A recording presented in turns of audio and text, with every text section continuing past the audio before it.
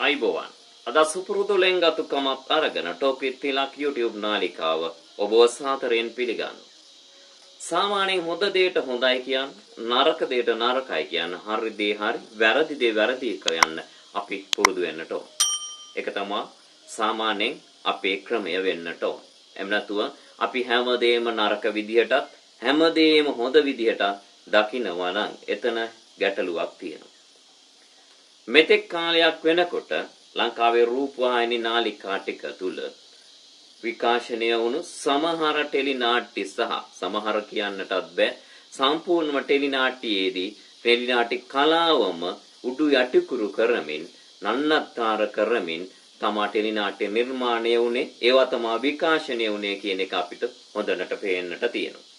මූලක් මැද අගක් නැති කතා ඊට පස්සේ නළු නිලියෝ දවසින් දවස වෙනස් වෙන කතා වෙන වෙන තේමා එන කතා රචකයා මාරු වෙන කතා ඒ වගේම channel එක එකපාරටම නාට්‍ය නතර කරන කතා අපි ඕන තරම් දැක්කා.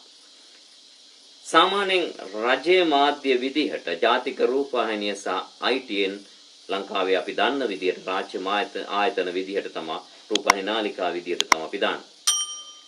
හැබැයි ඒකෙත් අතීතයේ තිබ්බ ජාතික රූපවාහිනිය කියන නාලිකාව වෙළඳ ප්‍රජාව වෙළඳාම අරමුණු කරගෙන බිස්නස් එක අරමුණු කරගෙන තමන්ගේ තිබ්බ තත්වයන් පහළ මට්ටමට දාගෙන විවිධ නන්නත්තර වූ දෙමව්පිය සහ දරුවෙකුට බලන්නට බැරි ටෙලිනාට්‍ය ටිකක් විකාශනය කරන්නට පටන් ගත්තා මාකටිං වෙනුවෙන් එහෙම නැත්නම් වෙළඳාම වෙනුවෙන් තමන්ගේ නාලිකාවේ තත්ත්ව ටිකක් ඉහළට නංවා ගන්නට නාලිකාවට ප්‍රේක්ෂකයෝ පිරිසක් තියාගන්නට ඕන නිසා.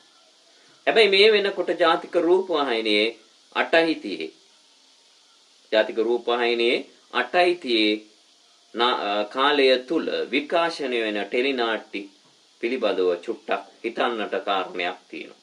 ඇත්තනම ටෙලි නාට්‍ය කලාව විකෘති වෙලා ඊට පස්සේ අපි ගත්තොත් සාමාන්‍ය දෙවෙනි නිම සංගීතය ඉස්කෝලේ එමෙත ස්වර්ණවාහිනිය පැත්තට හැරුණොත් එහෙම ඒ කියන පිරිමි ළමයි ඊට පස්සේ මා ඒ ඇතුළේ ටෙලි නාට්‍ය ටික ඒ වගේම හිරුවේකේ පෙන්නන ටික සිරසේ පෙන්නන ටික සහ අනිකුත් නාලිකාවල පෙන්නන ටෙලි නාට්‍ය දිහා බලපුවම ඒ ටෙලි නාට්‍ය වල දිනෙන් දින අලුත් නළු නිලිය අරගෙන ඒ දුල අඳින අඳුමේ ඉඳලා කතා කරන විලාශයේ ඉඳලා ඒ තුල කතාවේ තියෙන තේමාවේ ඉඳලා මිනිස්සුන්ට එකට බලන්නට බැරි මිනිස්සුන්ට යම් සමාජයට පණිවිඩයක් නොදෙන ටෙලි නාට්‍ය කලාවක් තමයි මේ වෙනකොට තියෙන්නේ. හැබැයි ඒක වෙනස් කරමින් ජාතික රූපවාහිනිය මිනිස්සුන්ට බලන්නට පුළුවන් ප්‍රේක්ෂකයාව ඇදබැඳ ගන්න ආපහු ටෙලි නාට්‍ය රටාවක් හඳුන්වා දෙන්නට උත්සාහ කරමින් ඉන්න බවක් පේනවා.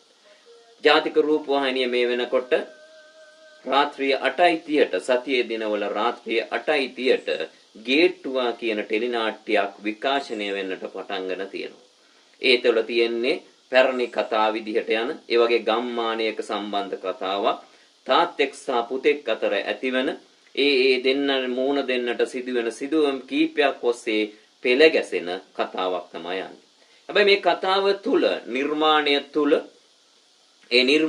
තුළ ප්‍රේක්ෂකයට යම් දෙයක් හිතන්නට ඒ වගේම ප්‍රේක්ෂකයාට කිසිම හිරකිතයකින් තොරව මේක නරඹන්නට මේක ඊගාව එක මොනවා වෙයිද ඊගාව කොටසින් මොනවා වෙයිද කියලා හිතවිල්ල ඇති කරගෙන ඊගාව දවසේ එනකම් බලාගෙන ඉන්නට පුළුවන් විදිහට මේ ටෙලි නාට්‍ය නිර්මාණය කරලා තියෙනවා. එහෙම නැත්නම් අගක් මුලක් නැති සාමාන්‍ය ගත්තොත් දෙවෙනි නිම වගේ ටෙලි නාට්‍යයක් නළු නිලියෝ මාරු කරමින් මේක තුන්වෙනි නිම දක්වා තව දුරටත් ඇදී යන ඉවරයක් නැතුව මේක කවදාවත් ඉවර වෙන්නේ නැහැ. ඒ නළුවෝ රංගපාලා නළුවන්ගේ දරුවෝ රංගපාලා දරුවන්ගේ දරුවෝ රංගපානකමුත් මේක ඇදෙන කතාවක් බවට පත් වෙන්නේ නැතුව මේ ටෙලි නාට්‍ය ටික ජාතික රූපවාහිනිය 8:30 බෙරට එහෙම නැත්නම් 8:00 කාලය තුල මිනිස්සුන්ට ප්‍රේක්ෂකයන්ට බලන්නට පුළුවන් ටෙලි නාට්‍යයක් ගෙනෙන්නට උත්සාහ කරනවා.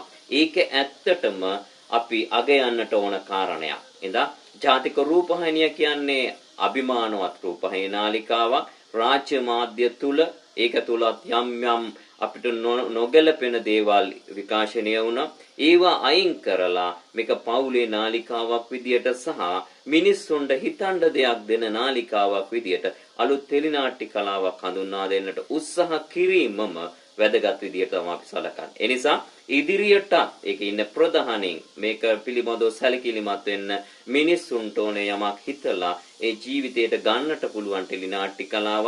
එහෙම නැත්නම් මෙලෝ රහක් නැති රංගපාන්ට බැරි ඇඟ විතරක් පෙන්නලා රංගපාන්ට උත්සාහ කරන නමක් හදා ගන්නට උත්සාහ කරන කුඩු ගංජා වලට ආපහු හිරේට යන්නට ඉන්න නළු නිලියෝ ඉන්න වෙනත් ගණිකා වෘත්තිය වැනි වෙනත් වෘත්තීන් වල කරන අය මෙතෙන්ද ගෙනල්ලා දාන ඒ වගේ ටෙලිනාට්‍ය කලාවක් නෙමේ ශ්‍රේෂ්ඨ රංගන ශිල්පීන් බිහි කරන අනාගතයට හොඳ රංගන වේදීන් බිහි කරන ටෙලිනාට්‍ය කලාවකට ජාතික රූපහානිය මග පාදගෙන තියෙනවා. ඒ වගේ මේකට ඉඩ හසර හදා ගන්නට ඕනේ අපේ අතීතයේ තිබ්බ ටෙලිනාට්‍ය හා සමානම ටෙලිනාට්‍ය කලාව අපිට මේ ඉදිරියට ඉදිරිපත් කරන්නට අවස්ථාව සලසන එක පිළිබඳව ජාතික රූපවාහිනියේ ඒ සියල්ලටම අපගේ ඇත්තටම ආදර ස්තුතිය පුද කරන්නට ඕනේ. හරි දෙයට හරි කියන එක තමයි අපේ කාරණය වෙන්නට ඕනේ.